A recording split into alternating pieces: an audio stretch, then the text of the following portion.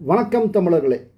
சமீபத்தில் பார்த்துருப்பீங்க, இந்த தேர்தல் முடிஞ்சதுக்கப்புறம் திமுகவோட அண்டாக்கள் நிறைய கதறதை பார்த்துருப்பேன். குறிப்பாக இந்த அண்டா செந்தில்வேல் ஒரு கருத்தை சொன்னார். சோத்தில் உப்பு தான் போட்டு திங்கிறீங்களா அளவுக்கு கேட்டார். ஏன் அதை சொன்னார் பார்த்தீங்கன்னா, அவர் தெரிஞ்சிச்சு போல் திமுகவுக்கு ஓட்டு போடலை மக்கள் அப்படின்றது தெரிஞ்சிச்சு போல். அதனால் அப்படி ஒரு வார்த்தையை விட்டார். ஆனால் அதுக்கப்புறம் அவரை போட்டு பொலந்துன்னு சொல்லி துவைச்சி தொங்க போட்டாங்க அப்படின்ற அளவுக்கு சொல்லலாம். சரிங்களா? ஸோ அதே மாதிரி பார்த்தீங்கன்னா, அந்த அண்டாக்கள் கதறது ஒரு பக்கம்னா, இன்னொரு பக்கம் ஒரு சில நாய்கள் குறைக்க அமைச்சிருக்குது. அதில் பார்த்தீங்கன்னா ஒரு முக்கியமான நாய், அது இவங்க பாஷையில் சொன்னால் வடக்கன் நாய். அது எந்த நாய்னா, இந்த பியூஷ் மானஸ் அப்படின்ற நாய். எனக்கு என்ன பண்ணல, இந்த நாய் இந்த கடந்த 5 வருஷமாக எங்கே போச்சு இந்த நாய்? சரியா? தமிழகத்தில் நடந்த அதாவது அந்த ஆணவ படுகொலைகள், மத பிரச்சனைகள் வாயை திறக்கவே இல்லை. தமிழகத்தில் நடந்த மணல் கொள்ளை, கனிம வள கொள்ளை, கச்சா முச்சான் கணக்கு வணக்கே இல்லாமல் அதுக்கு வாயை திறக்கவே இல்லை.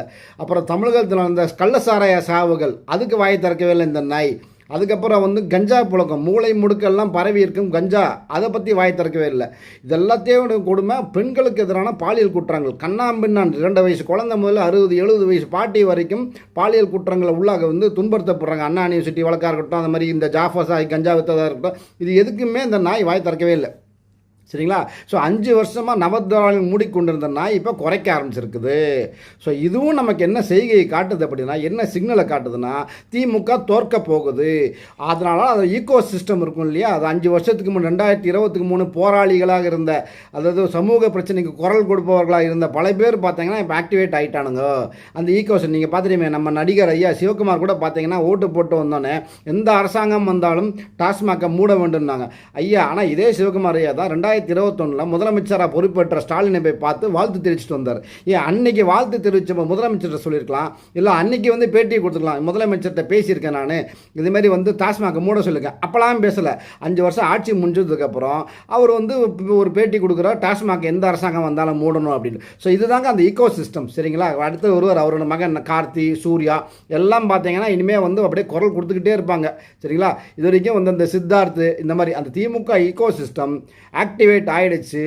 இதுலேருந்து நமக்கு என்ன தெரியுது அப்படின்னா, கண்டிப்பாக இந்த திராவிட மாடல் தீய சக்தி ஆட்சி வீட்டுக்கு போவது உறுதி உறுதி உறுதி. ஐயா இபிஎஸ் அவர்கள் முதலமைச்சர் நாற்காலியில் உட்கார போவதும் உறுதி உறுதி உறுதி என்று கூறிக்கொண்டு விடைபெறுகிறேன். நன்றி, வணக்கம். பாரத் மாதா கி ஜெய். அதிமுக விண்ணி நல்ல ஆட்சி. Bye bye Stalin. நமக்கு எது நல்லதுங்கிறது நம்ம மண்ணுக்கு தான் தெரியும்.